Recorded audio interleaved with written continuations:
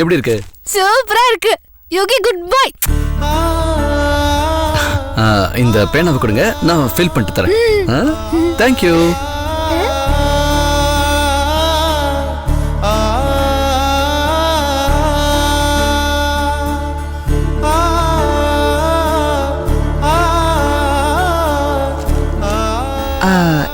நான் பேசாம இதை உங்க வீட்டுக்கு கொண்டு வந்திருக்கணும். அங்க நான் வந்தேனா இவ்வளவு வரையின்னு அடம்பிடிப்பா. அதான் இங்கேயே வர சொன்னேன். இங்கேயும் ரொம்ப தொந்தரவு பண்றாளே. ஐயோ விடுங்க மேடம், இவங்க ஒரு குழந்தை. இவங்க கேட்கறத நாம செஞ்சு கொடுத்துட்டோம்னா விட்டுற போறாங்க. அதுக்கப்புறம் நிம்மதியா நாம நம்ம வேலையை பார்க்க போறோம். இப்ப பாருங்க இவங்க எவ்வளவு அமைதியா இருக்காங்கன்னு.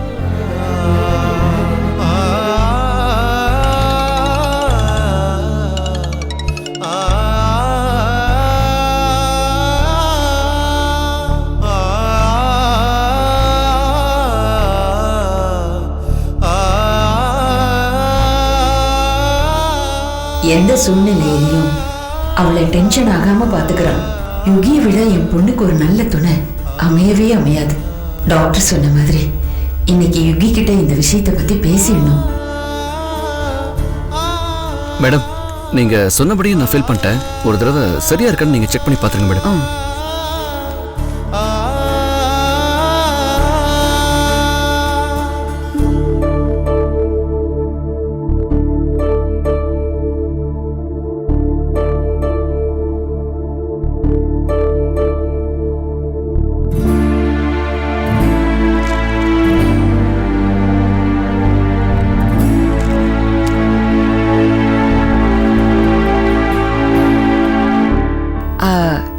எல்லாம் கரெக்டா இருக்குப்பா. சரி நான் கிளம்புறேன் மேடம். யுகி, உங்ககிட்ட கொஞ்சம் பேசணும். சொல்லுங்க மேடம். அது வந்து நான் சொல்ல போறதை கேட்டு நீ கோவப்படக்கூடாது. உனக்கு சரின்னு பட்டா சரின்னு சொல்லு.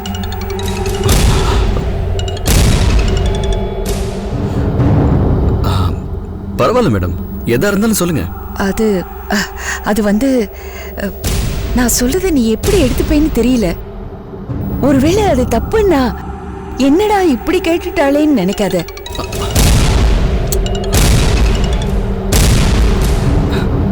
நான் எதுவும் தப்பெல்லாம் நினைக்க மாட்டேன் மேடம், நீங்க தயங்காம சொல்லுங்க. முதல்ல நீ போன் பேசிடுப்பா. ஏதாவது முக்கியமான கவலை இருக்க போது. இல்ல மேடம், என் ஃப்ரெண்டு தான். நான் அப்புறமா பேசிக்கிறேன், நீங்க சொல்லுங்க. அது வந்து யுகி, எடுத்து பேசுப்பா. என்ன அவசரமோ தெரியல, இவ்வளவு வாட்டி கால் பண்றாங்க. சரி மேடம், சொல்லுடா. நானா? சாரிடா, என்னால இப்ப முடியாது. என் வேலையே பெண்டிங்ல இருக்குடா. நான் தான் முடியாதுன்னு சொல்றேன்ல. டேய் எனக்கு புரியுதுடா, அதுக்காக.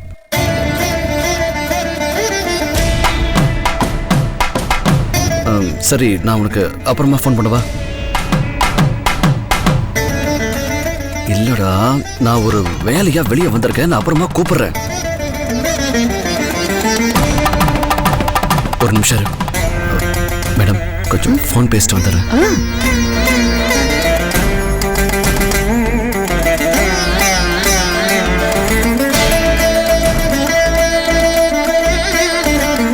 டேய் இப்ப என்ன வேணும் உனக்கு?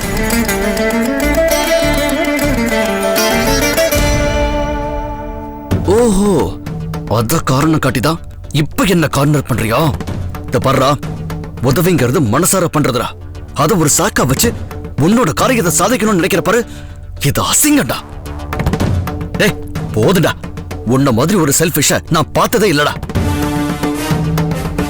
நீ சுயநலவாதிதான். நான் உனக்கு உதவி பண்ண, பதிலுக்கு நீ எனக்கு உதவி பண்ணணும்னு சொல்ற பாரு, இத சுயநலம் சொல்லாம வேற என்ன சொல்றது? நீ இந்த மாதிரி யோசிக்கிறதே முட்டாள்தனம்டா. செஞ்ச உதவிய சொல்லி காட்டி பதிலுக்கு இன்னொரு உதவிய நீ எதிர்பார்ப்பேன்னு தெரிஞ்சிருந்தா உன் உதவிய வேண்டான்னு நான் சொல்லி இருந்திருப்பேனே. நீ என்ன வேணா சொல்லிக்க, ஒன்ன பண்ணிட்டு நீ இன்னொன்னு எதிர்பார்க்கிறது தான் உன்னோட கேரக்டர்னு எனக்கு தெரிஞ்சிருந்தா நமக்குள்ள இப்படி ஒரு ஃப்ரெண்ட்ஷிப்பே வேண்டாம். போதும், கட் பண்ணு. இனிமே நீ எனக்கு போன் கூட பண்ணாத.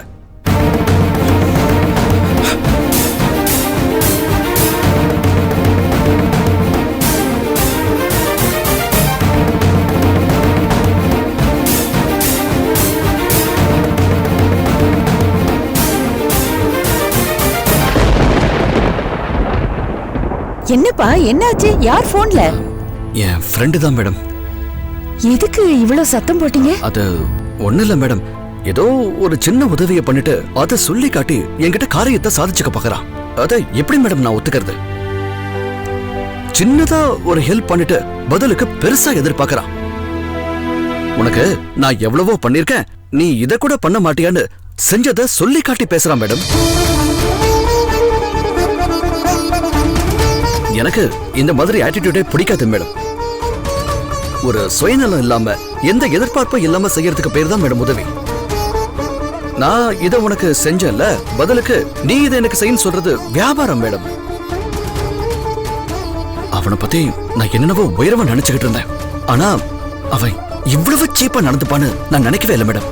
எப்படி இந்த மாதிரி எல்லாம் யோசிக்கிறாங்கன்னு எனக்கு புரியவே இல்லை மேடம்.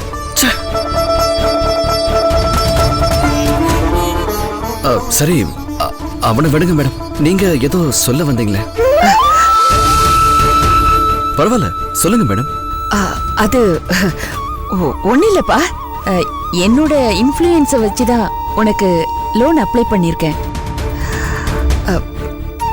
அதனால நீ தவணை தவறாம லோனை கட்டிடணும். இல்லைன்னா என்னோட பேரு கெட்டு போயிடும். சச்சா, அந்த அளவுக்குலாம் நான் விட மாட்டேன் மேடம். நிச்சயமா நான் கட்டிடுவேன். ஆனா நீங்க வேற ஏதோ சொல்லணும்னு சொன்னீங்களே? அது இல்ல, பெருசா ஒண்ணும் இல்ல.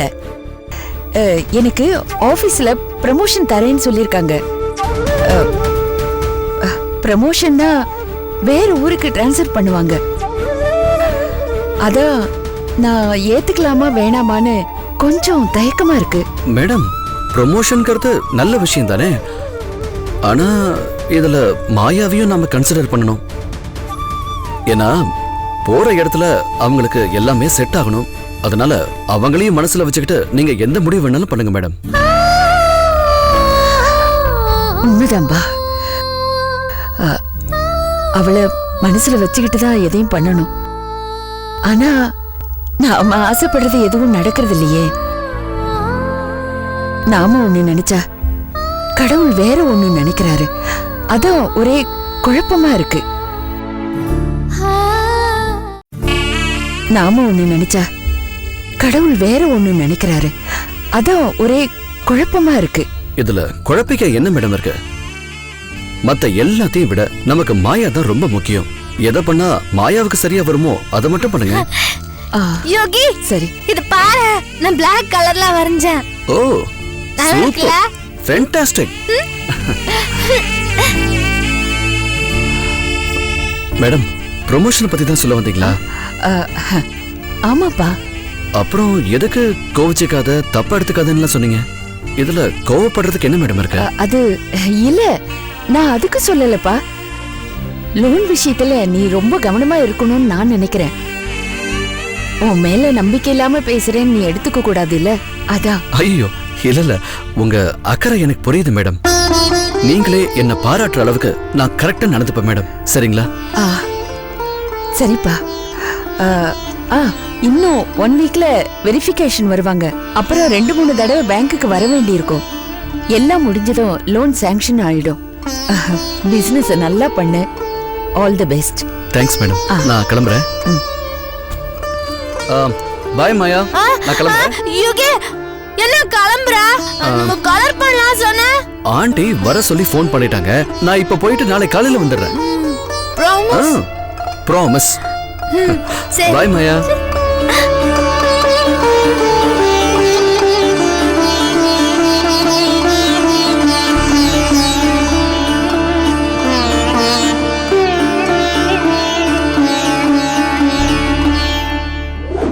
உனக்கு நான் எவ்வளவோ பண்ணிருக்கேன், நீ இத கூட பண்ண மாட்டியான்னு செஞ்சதை சொல்லி காட்டி பேசுறான் மேடம். ஒரு சுயநலம் இல்லாம எந்த எதிர்பார்ப்பும் இல்லாம செய்யறதுக்கு பேர் தான் மேடம் உதவி. நான் இத உனக்கு செஞ்சல, பதிலுக்கு நீ இதை எனக்கு செய்யன்னு சொல்றது வியாபாரம் மேடம்.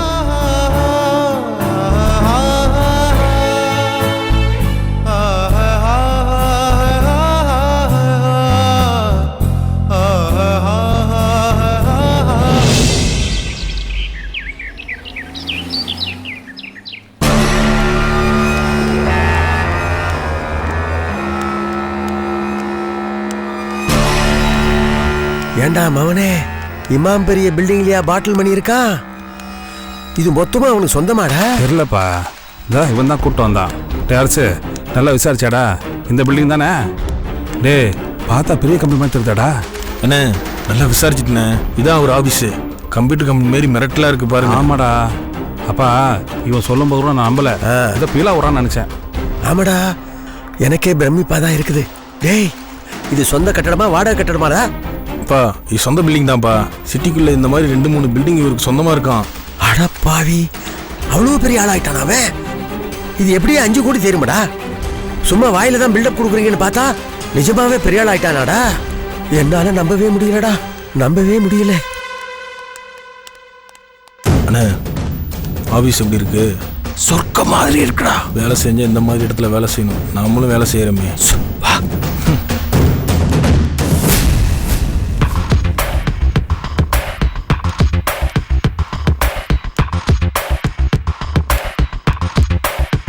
ஏமா சொல்லுங்க சார், யாரை பார்க்கணும்? மணியை பார்க்கணும்.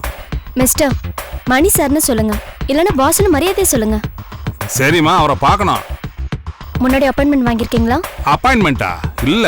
அப்பாயின்மெண்ட் இல்லைன்னா உங்களால சார் பார்க்க முடியாது. ஹலோ, நான் யாரும் தெரியாம பேசிட்டு இருக்கீங்க. நான் பச்சை. நீங்க பச்சையா இருந்தாலும் சரி, சிவப்பா இருந்தாலும் சரி, இங்க இப்படிதான் சார். யாரா இருந்தாலும் 1 டே முன்னாடி அப்பாயின்மெண்ட் வாங்கணும். இன்னைக்கு 20 டோக்கன் போட்டாச்சு, அவ்வளவுதான். நீங்க போயிட்டு நாளைக்கு வாங்க. ஏங்க இதெல்லாம் கிளினிக்கா? டோக்கன்லாம் போட்டுக்கிட்டு இங்க இதுதான் சார் சிஸ்டம். ஒரு நாளைக்கு 20 பேரை தான் சார் பாப்பாரு. வேணும்னா சொல்லுங்க, நாளைக்கு உங்களுக்கு டோக்கன் போட்டு தரேன். நீ அவங்ககிட்ட சரி அவர்கிட்ட பச்சை வந்திருக்கேன்னு சொல்லுங்க. அவரே அடிச்சு பிடிச்சி ஓடி வருவாரு. இல்ல சார், முடியாது. சார் பிசினஸ் மீட்டிங்ல இருக்காரு, இப்ப போன் பண்ண முடியாது. நீங்க வெயிட் பண்ணுங்க. ஒருத்தர் முடிஞ்ச அடுத்த ஆளை பாக்குற கேப்ல நான் போன் பண்றேன். போய் உட்காருங்க சார்.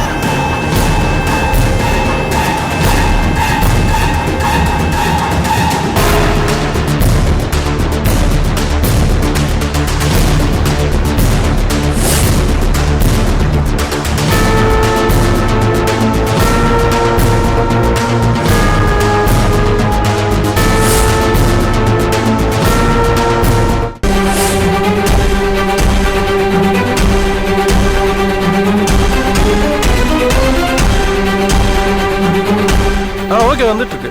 ஏர்போர்ட் தான் வந்துட்டு இருக்கு. Okay sir.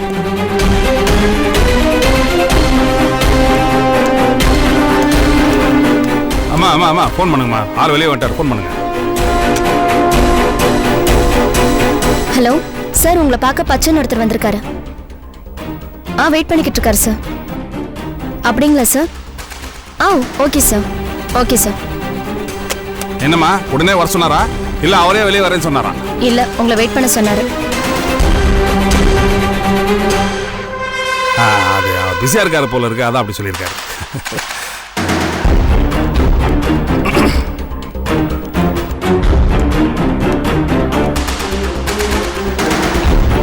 டேய், என்னடா சொன்னாங்க? அசிங்கமா இருக்குப்பா. வெயிட் பண்ண சொல்லிட்டான். உடனே கூப்பிட்டு பேசுவான்னு பார்த்தா டென்ஷன் ஆகாதுடா, கொஞ்ச நேரம் வெயிட் பண்ணுவோம். என் அனுபவத்தில் சொல்கிறேன்.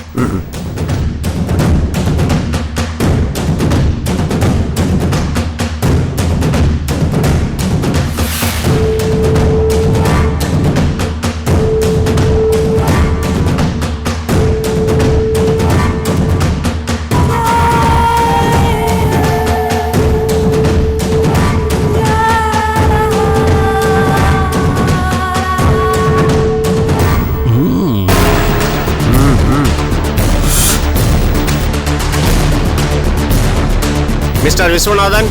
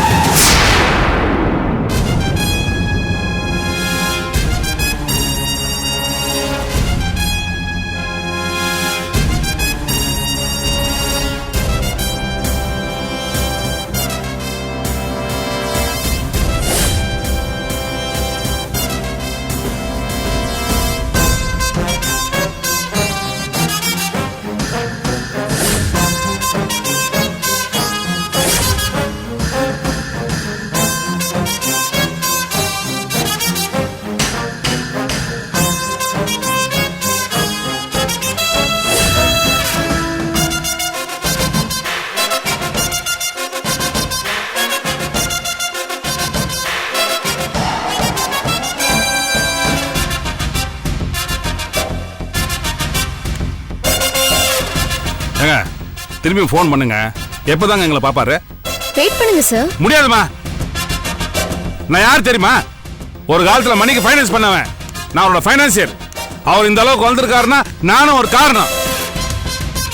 என்ன நீ வந்தவன பார்க்க விட்டுருக்கணும். என்ன நீ வெயிட் பண்ணி வச்சதுக்கு உனக்கு தான் பிரச்சனை. அவனை பார்த்துக்க. ஹலோ, என்னோட டோக்கன் நம்பர் என்ன தெரியுமா? 5. காலையில 7 மணிலிருந்து வெயிட் பண்ணிட்டு இருக்கேன். இன்னும் என்ன பார்க்க அழைப்பு வரல. நீங்க இப்ப வந்துட்டு என்னமோ ஓவரா குதிக்கிறீங்க. வந்து நில்லுங்க சார். ஹலோ, நான் யார் தெரியுமா? யாரா இருந்தாலும் வெயிட் பண்ணணும் சார். சும்மா சவுண்ட் விடாம அமைதியா வந்து நில்லுங்க சார். இவன் ஒருத்தன். டேய், கோவப்படாதடா. என் அனுபவத்துல சொல்றேன். பிசினஸ்ல பொறுமை ரொம்ப முக்கியம். வாடா. விடுவா.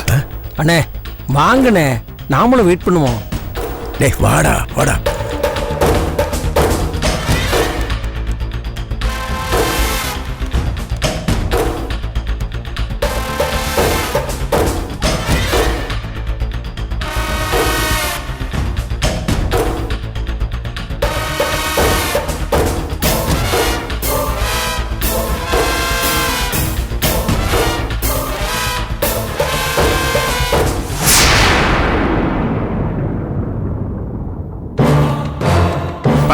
இவனுக்காக வெயிட் பண்ணிட்டு இருக்க முடியாது.